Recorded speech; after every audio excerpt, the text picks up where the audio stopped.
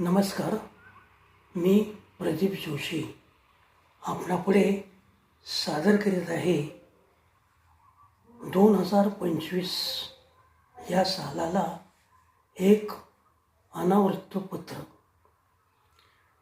प्रिय डिसेंबर 2025, तुला मुद्दामच पत्र लिहिले आहे. तू देखील आश्चर्यचकित झाला असशील की सामान्य माणसाचे मला कसे काय पत्र. खरं सांगू, मोठ्या धाडसानेच मी हे पत्र लिहित आहे. अरे, तू वर्षभर आम्हा सामान्य लोकांना किती त्रास दिलास याची तुला काही कल्पना आहे का. अगदीच वाईट अनुभव दिलेस असे मी मुळीच म्हणणार नाही, पण फारसे चांगले अनुभव देखील देण्यात तू कमी पडलास हे मात्र तुला मान्यच करावे लागेल. आता जरा अनुभवाबद्दल बोलू. निरोप देऊया सरत्या वर्षाला, स्वागत करूया नववर्षाचे. या उक्तीप्रमाणे दरवर्षी आपण सरत्या वर्षाला निरोप देतो आणि नवीन वर्षाचे स्वागत करतो. जुने जाऊ द्या मरणा लागुनी, जाळुनी किंवा पुरणी टाका, सावध ऐका पुढल्या हाका, असे म्हणत जुन्या नव्या वर्षाचा समन्वय घडवून आणण्याची आपली भूमिका असते. काय कमवले काय गमवले या भूमिकेतून आपण विचार करतो. असे असले तरी घडलेल्या घटना व पुढील काळातील संभाव्य धोके याबाबत आपण मनन चिंतन करतच असतो.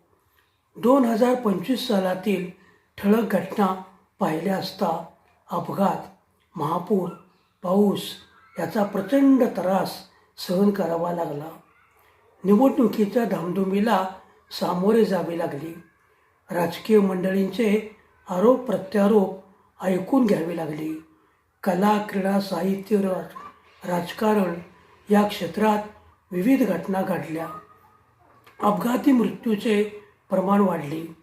भ्रष्टाचार सर्वत्र पसरला. कोणतेच क्षेत्र त्याला अपवाद राहिले नाही. रेल्वे, विमान अपघाताला तोंड द्यावे लागले. तरी देखील गतवर्ष चांगले गेले असे समजून आपण नव्या वर्षात जात आहोत. नववर्ष साहित्यिक मेजवानीचे आहे. पहिल्याच आठवड्यात अखिल भारतीय 99वे मराठी साहित्य संमेलन सातारा येथे संपन्न होत आहे. येणारे प्रत्येक नवीन वर्ष हे संकल्पाचे असते. आपण विविध संकल्प करतो, त्यातील काही पूर्णत्वास जातात.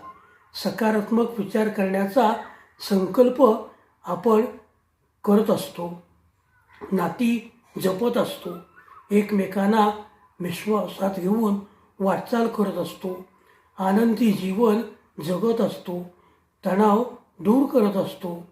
माझे कुटुंब, आमचे कुटुंब, आपले कुटुंब ही संकल्पना विचारात घेऊन नववर्षाला सामोरे जात असतो. Goodbye 2025, welcome 2026. तुला निरोप देताना खरंच भावना दाटून येतात. 2025 ही तुझी ओळख.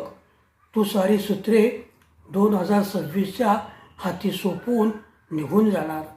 केवळ आठवणी पाठीमागे ठेवणार. असो, सूर्य मावळतीला चालला आहे. आपली निरोप घेण्याची वेळ जवळ आली आहे.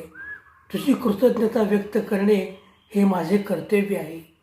गत सालात तू आम्हाला यशस्वीपणे तरुण नेलेस, त्याबद्दल तुझे आभार मानावेत तेवढे कमीच आहेत. धन्यवाद असे मी तुला मुळीच म्हणणार नाही. तू तुझे कर्तव्य बजावलीस. माझ्याकडूनच जर काही चुकीची वागणूक झाली असेल तर मला मोठ्या मनाने माफ कर.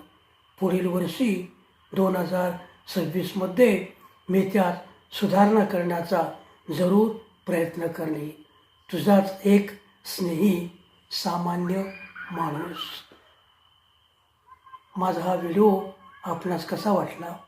आवडला असल्यास लाईक करा, शेअर करा, सबस्क्राईब करा आणि हो, कमेंट द्यायला विसरू नका. पुनश्च एकदा धन्यवाद. आपणाला नवीन वर्ष सुखसमृद्धीचे, भरभराटीचे जावो हीच एक परमेश्वरचरणी प्रार्थना.